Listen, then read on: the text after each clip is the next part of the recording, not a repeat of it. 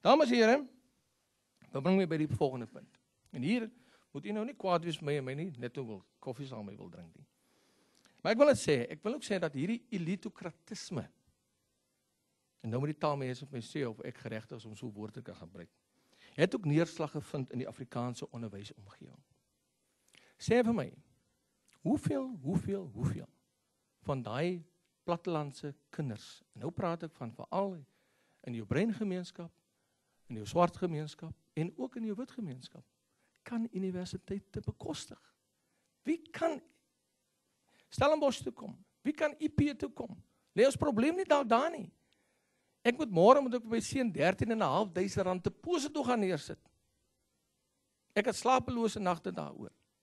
En dan moet ek vir hom by Junie maand stuur dat my weer 'n brief, broer, daar's nog R19.000 uitstaande en ek dink hierdie jaar is nog meer. En dan moet ek die mannetjie nog op en af ry. En hy wil mos nou nie my skoene, jy weet wat ek nou 'n bietjie uitgetrap bedra nie. Hy wil brand names hê. Dames en here, dit bring my by 'n volgende punt. Jy weet, en ek gaan kritiek uitspreek teenoor die aard en omvang van hierdie byeenkoms. En ek wil sê dat hierdie elitokratisme vind ook neerslag in hierdie gespreksbyeenkoms van ons. Want wie van ons organisasies wat hier is, dien die belange van daai gemarginaliseerde gemeenskappe wat uitgesluit is. Daar sit Dani Lagner, kollega van my by Helpende Hand. Hier sit ons by die SBA, en ons maak ons hande vuil in daai gemeenskappe, en ons werk ook saam, om vir daai gemeenskappe 'n bietjie hoop te bring. Want namens wie praat ons? As ons nou hier 'n verklaring gaan optrek en ons stap hier uit, wie se belange dien ons uiteindelik aan die einde van die dag? Want wat doen die elite as hy graad gekry het by Stellenbosch? Klim op die naaste vliegtuig en hy gaan werk oor see. Dis nie te sê dat die werkersklas dit ook nie gaan doen nie. Miskien is hulle nog voor die elite op die vliegtuig. Want almal aspireer mos maar om boontoe te beweeg. Maar ons sal binne die Afrikaanse gemeenskappe totaal ander denke moet laat plaasvind. Ons moet wegbeweeg van hierdie etniese verdeeldheid, hierdie absolute, jy weet, verbintenis aan bepaalde etniese oorwegings. Ons sal daar moet verbykom. Ek dink daai denke is totaal uitgedien. Ons moet maar ook ruimte gee om te sê, maar luister, ek het ook 'n bepaalde kulturele ruimte waar ek my manier van dinge wil doen. En dit moet ons vir mekaar gun. Maar dit moet nie die vertrekpunt wees van die gesprekke oor Afrikaanse bemagtigingsinstrumente. Dames en here, die idee van 'n gratis Afrikaanse universiteit het natuurlik sy oorsprong binne hierdie omgewing van absolute wanhoop. Ons mense sit daar buitekant, ons mense huil. Ek kry daagliks e-posse van mense wat sê, my kinders het B's en C's. Dan vra ek, nou hoekom gaan jy nie Stellenbosch nie? Stellenbosch wag vir jou.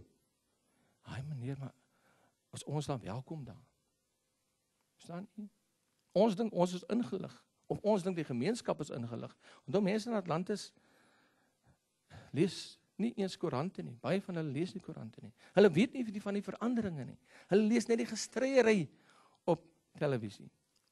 Ons moet iets doen om geweldige groot aksies van stapel te stuur om ons mense bewus te maak van die geleenthede wat daar buitekant is. So wat doen hy ouer? Daai ouer weet daar is 'n universiteit iewers wat voorsiening maak vir ons gemeenskap. Dis natuurlik UWK. Kind kom by UWK en die kind val uit binne die eerste 6 maande. En ons sit met die statistiek, dames en here. Jy weet, die gemiddelde slaagkoers op universiteite is iets soos 50%. Waarvan? As jy gaan kyk na die 50%, dan sê jy uitvind, dit bestaan uit 2 bene. Waarvan? Jou wit student sê 80% bydra tot hy 50%. Aan die woorde 80% van wit studente slaag. En weet jy, minder as 15% van jou bruin en swart studente kom eintlik deur op eerstejaarsvlak. Ons sit met 'n geweldige probleem. En dit bring my terug na hierdie hele ding van taalmarginalisering. Ek sê vanoggend vir iemand, weet jy wat? Is net julle Engelssprekendes wat die voordeel het van moedertaalonderrig. She says, I never thought of that. I said, yes, only you've got an advantage. Sy was natuurlik verbaas dat ek ook kan Engels praat. Dames en here, as ons slim is, en dit gaan regtig by ons, om nie die taal te red nie, want die taal kan jy net red as jy die mense red. Ons begin, ons sê, kom ons neem hande, en ons maak ons universiteite toeganklik, en as die universiteite nie wil toeganklik raak nie, dan skep ons eie ding. En ons vat hande, en ons begin ons eie ding, en is oop vir almal, selfs daai Somaliërs, wat daar in ons woonbuurt bly, hulle stuur ook nou al hulle kinders na die Afrikaanse skole toe. Selfs die Kongolese, wat hulle kinders na Afrikaanse skole toe stuur. En ons posisioneer Afrikaans as 'n medium vir gehalte onderrig. As 'n ouetjie hoor, dit moet eintlik 'n statussimbool word. You know, I was at the Afrikaans University, and I got quality education there. En ons slaag daarin. Ons breek uit hierdie albatrosse, wat nog, jy weet, ons aftrek op 'n manier. Dan dink ek, kan ons die knoop deurhak vir Afrikaans. En ek hoop by die volgende gesprek, sal ons absoluut seker maak, dat hierdie gesprekke verteenwoordig word van die breë spektrum van Afrikaanse mense daar buitekant. En dan dink ek, dan voorsien ons 'n groot toekoms vir Afrikaans. Jy weet, hierdie idee van 'n gratis Afrikaanse universiteit, het ook die mees onwillige mense, wat Afrikaans is, maar wat natuurlik nie glo in Afrikaans nie, nou al betrokke gekry.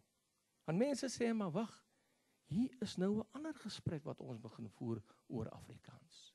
Dis nie meer 'n elite gesprek wat binne in 'n elitistiese raamwerk geskied nie. Maar dis nou 'n gesprek wat die breë belange dien van al ons mense. Op daai noot, baie dankie dames en here.